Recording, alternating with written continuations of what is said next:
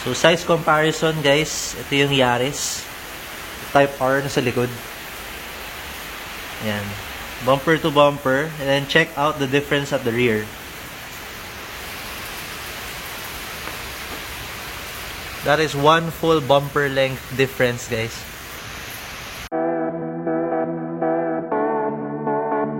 So guys, we just got back from our Sunday drive and saktong-sakto, ang lakas na ng ulan. And we are now back home and the Yaris is safe and dry. As you can see, may nakadikit sa side and as usual, yung dad ko atat na atat sa mods kaya ayan, may kinakabit na naman na bago. So let me show you guys ano yung mga meron yan ngayon dito. Tinetest fit ko lang yung TRD na stripes. And then aside from TRD stripes, meron din tayong striping for inside sa interior. We'll show you later. NANI? So guys, of course, itong sticker na to, meron pa siya yung parang protective na tape sa taas. So we won't peel that off because this one is actually for sale.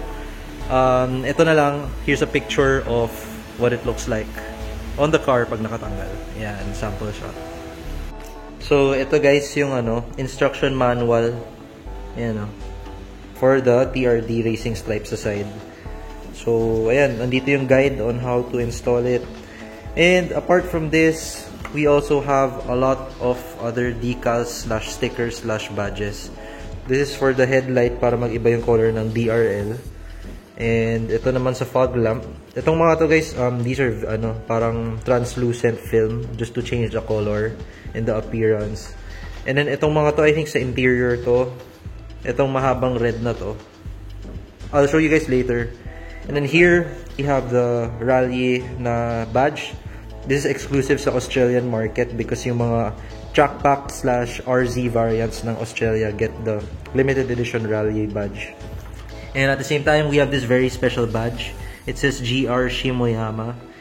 OEM badge din siya, made in Japan. And you place this sa my engine bay. So, let me show you guys saan ba nakakabit tong mga to. So guys, itong Rally na badge, this Rally badge goes here. Just like the ones in the Australian units. So, ito, sa fog lamps to. There. To make it yellow. So, this is actually translucent material na vinyl. Semi-see-through siya.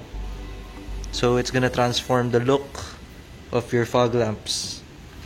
May thin red strips kanina na sticker and you might be wondering para saan yun. So right now, we're inside the interior of the GR Yaris. And let me show you kung saan siya kinakabit. So ito guys, itong red na stripe actually goes here. Kita niyo itong line na to. So pag dinikit niyo siya dyan, it's gonna be red. Tapos meron din dito sa siding. As you can see, there's a gloss black na trim dito. And meron ding sticker para dyan. So ito siya. Yan. So ito, naka-pre-cut na siya and it's actually a perfect fit na. Ito naman, itong malaking piece na to, this goes to the headlight. And as you can see, the stock headlight, meron siyang itong DRL na malaki. Ayan, meron tayong sticker. And it is perfectly shaped.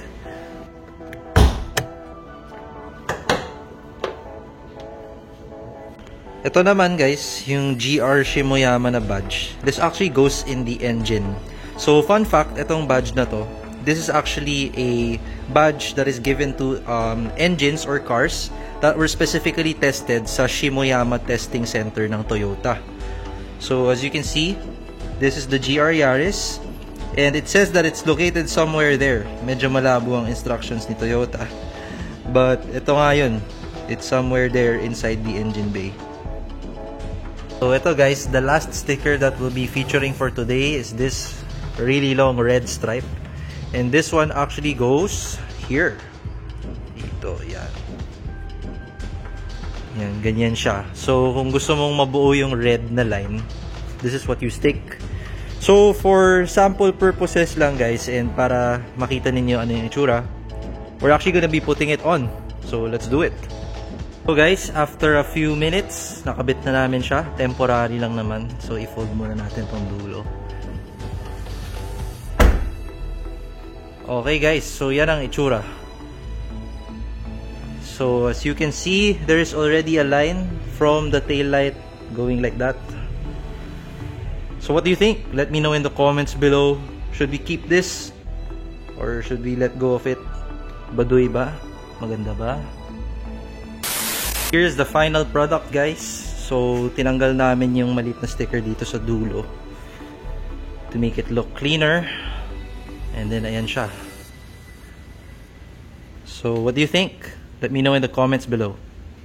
We are inside the GR Yaris right now and pagod na ang aking tatay kasi Miss na rin. ayan, he was insisting na ikabit namin yung mga stickers para makita. For the interior, the GR Yaris, as you know, black yung mga trim, gloss black. Ito, may red na sticker for that. Ayan. So, 2 more to go. Yeah, two more doors to go. So, good luck.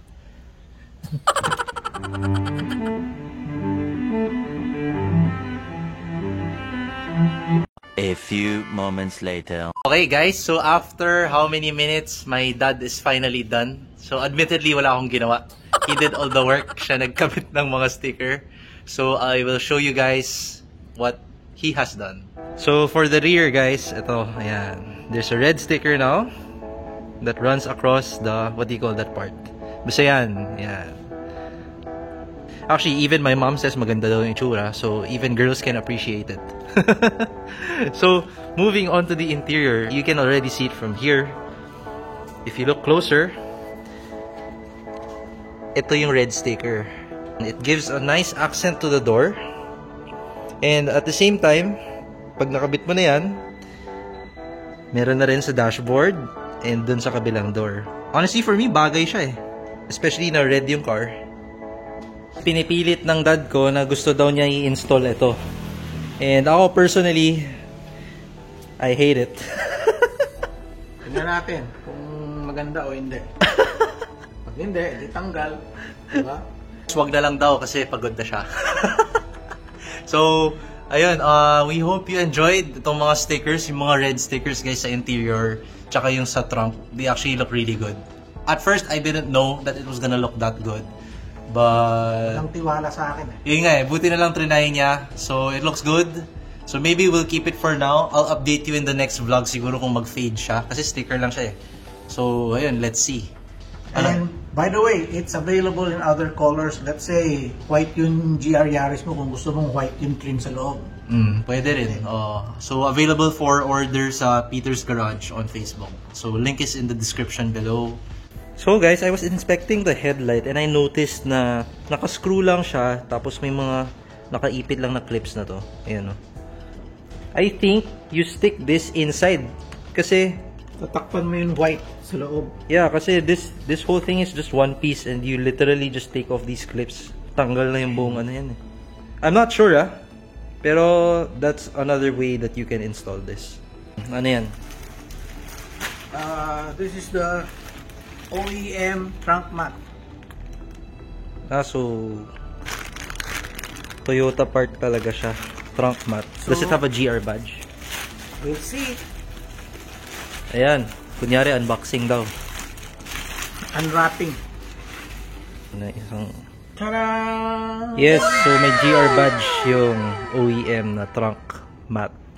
Test fit OEM GR trunk mat. Compared to the FJ Craft, guys, malambot to eh, no? Parang pwede mo siya i-fold. Hindi, ito yung talagang kamatch nung ano. Yeah, kamatch siya ng front mats sa driver and passenger side. Yan. So, yung material niya, guys, is the same as the material sa driver and passenger side. And honestly, this is what you're paying for, itong GR badge na to. Ito yung stitching niya dito sa side. Makapal din. Parang FJ Craft din. Matibay. So, ayun. If you don't want the FJ Craft, meron din to. But this is not water resistant. Yeah, it's not. Sorry guys, naputol yung yung video dun. Kasi nawalan na ako ng memory apparently sa phone ko. But I think this is where I'll end the video. So, ayun guys, sticker mods for your interior and exterior. I hope you enjoyed this video and don't forget to click that like button and subscribe to my channel. I'll see you guys next time. Ingat.